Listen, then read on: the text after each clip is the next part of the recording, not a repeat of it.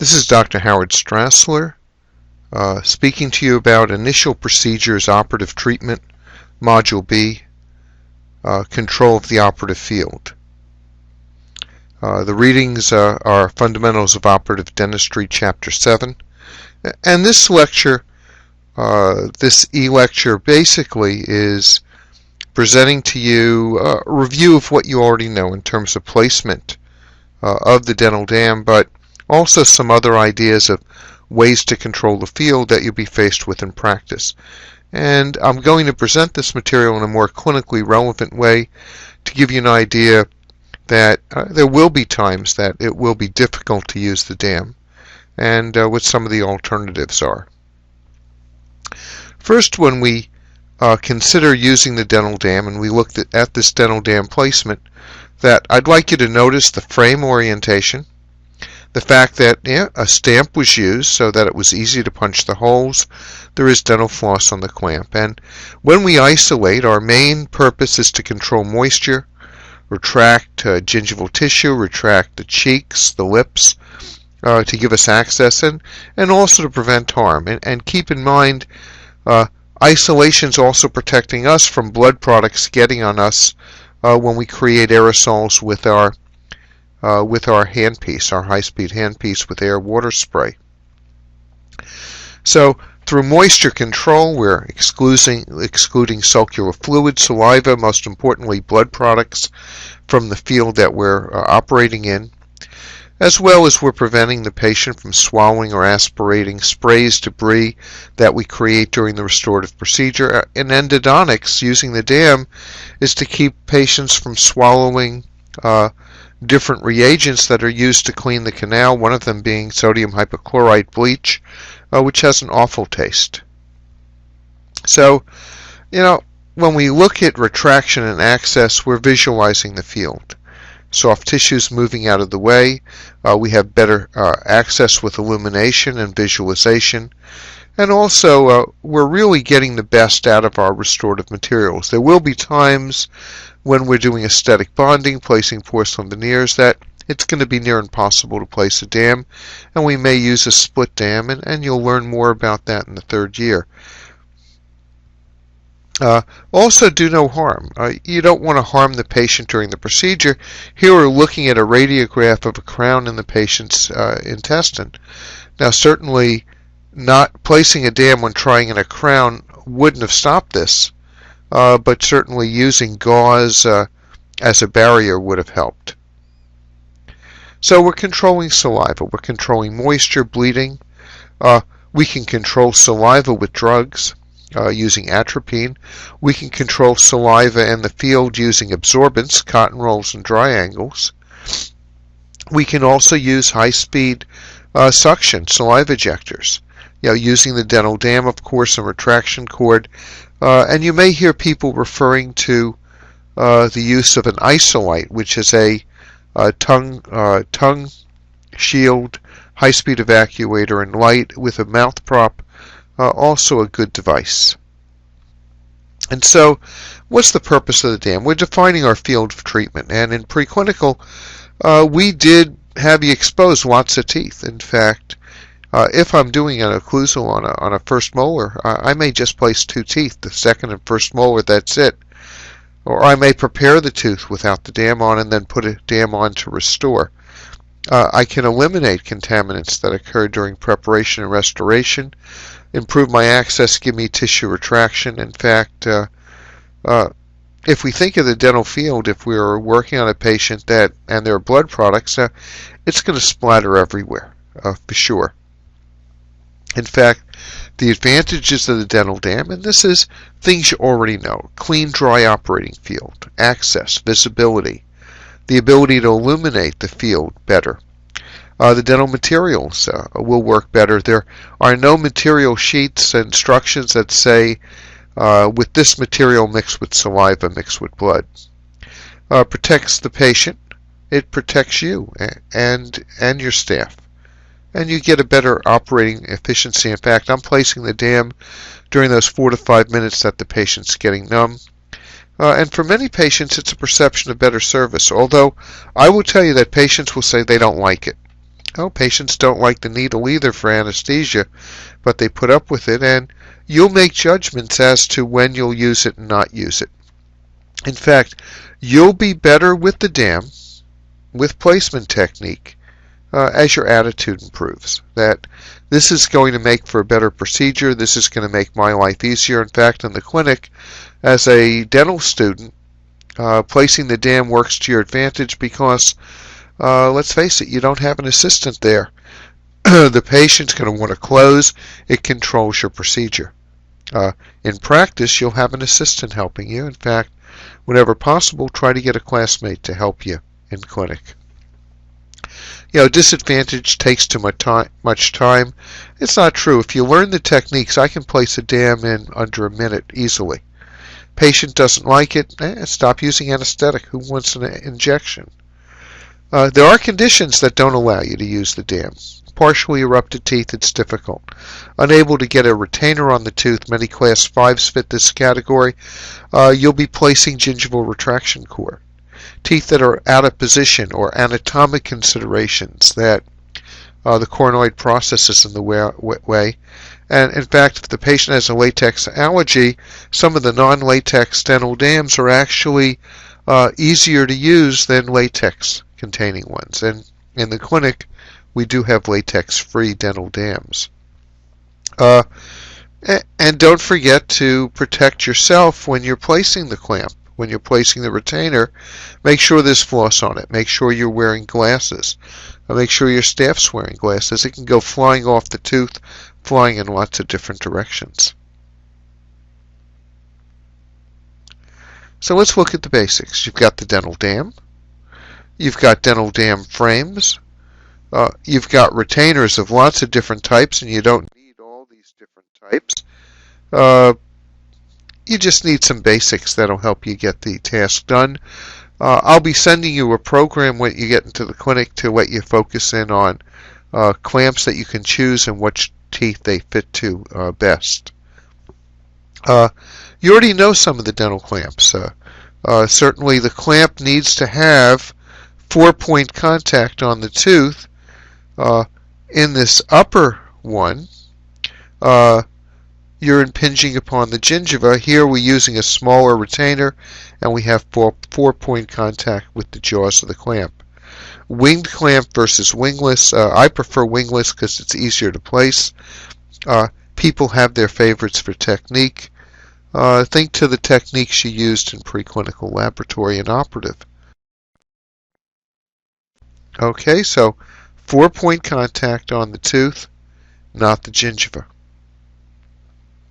Floss to prevent swallowing or aspirating dental devices. In fact, putting floss, if you're not using the dam, on wrenches, on endodontic instruments really makes a difference. And you think, yeah, it can't happen to me.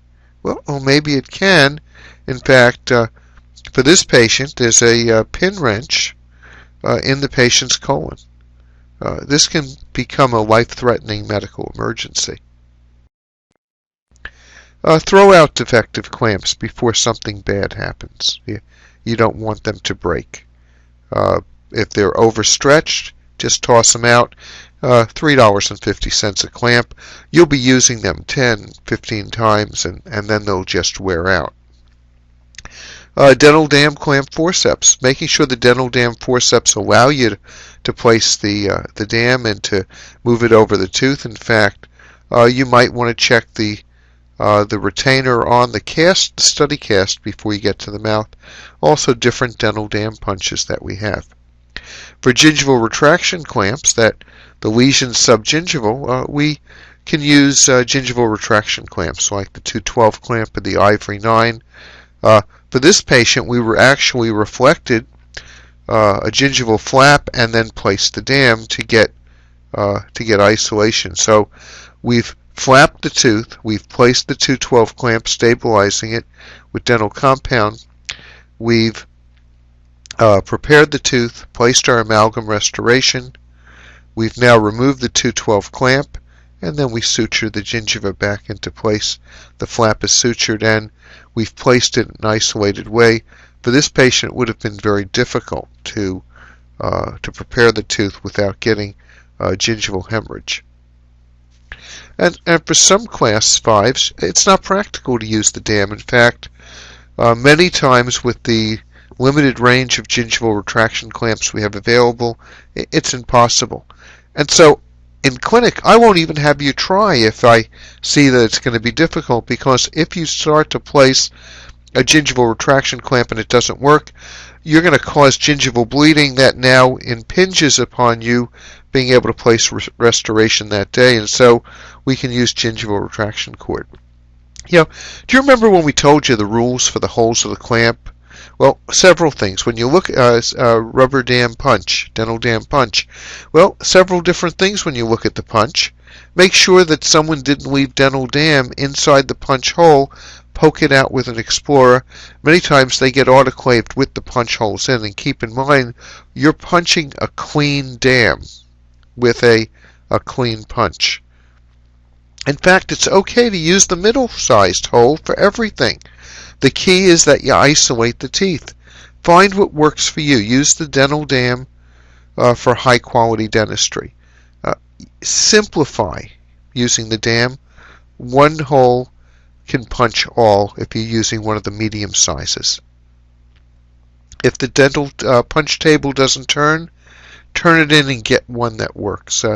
These do, when they get autoclaved, freeze up on you sometimes. And take the time to punch the dam correctly, making sure that there are no pieces of dam still hanging there. Make sure you punch it clean. Punch the dam, and then push the dam through the punch hole to make sure that the little circle of dam actually isn't just a tag hanging on the dam. The distance between the holes should be from the center of the tooth.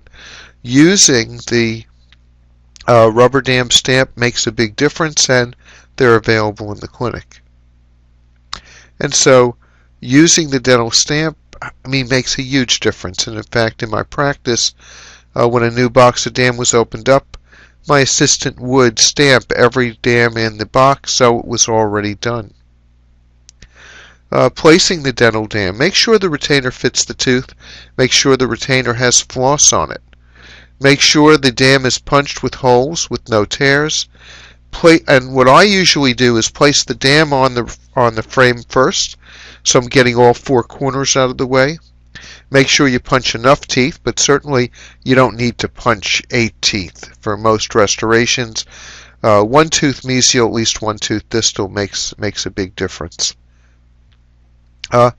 When you're placing the dam, don't forget to invert the dam so that it's pushed and creating a cervical seal.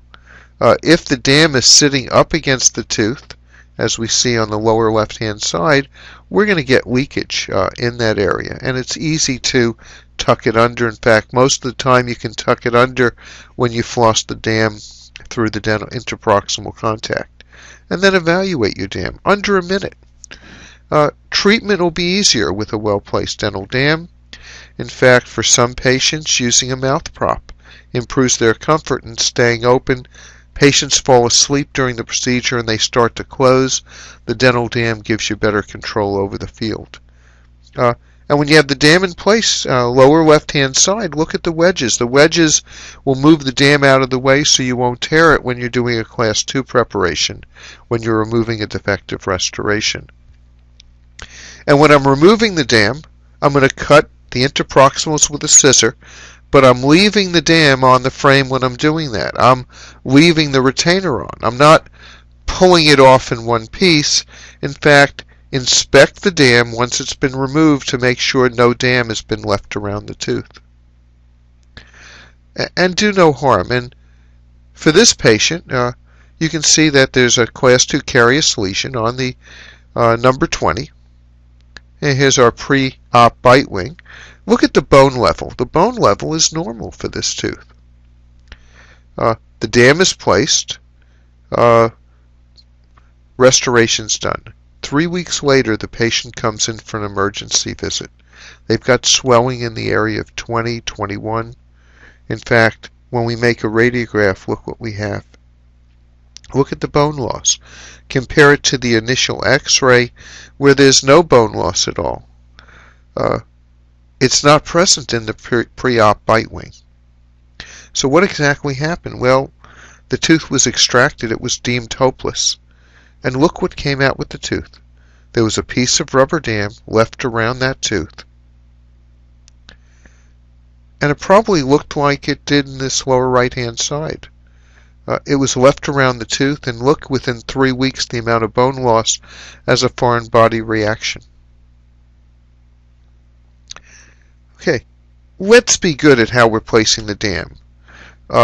Make sure the dam is punched in such a way that it's centered. You don't want an off-center arch form. Make sure you stamp it in the middle. Don't put too small a distance between the holes. If you have too small a distance, you're going to get leakage of from the interseptal dam. Use the right hole size. In fact, like I said, use a medium for everything the dam stretches. Don't make it a straight arch form for the anterior. Make it curved. Use an arch form that's appropriate for the number of teeth you're punching the dam for. Use the right retainer. Don't impinge upon the gingiva. Get 4-point contact on the tooth. If you're doing a class 5 with a gingival retraction clamp, punch the hole a little bit facial to the tooth position because the dam is going to be pushed facially. A number 212 clamp shouldn't have sharp tips on it. Should be somewhat dull to not mar the root surface. And for removal, don't forget to cut the dam interseptally. Leave the retainer and frame on. Cut the dam interseptally. Make sure the dam has been pulled through the interseptal and that it's loose. And then take it off with the retainer all at one time.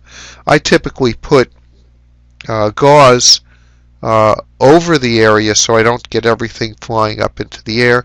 Make sure the dam is clean of all debris, hemorrhage, and saliva.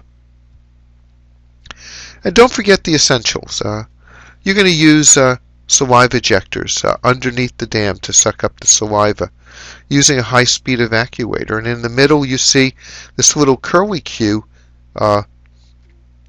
saliva ejector that actually you can use to retract the tongue when you're preparing and you don't have the dam in place.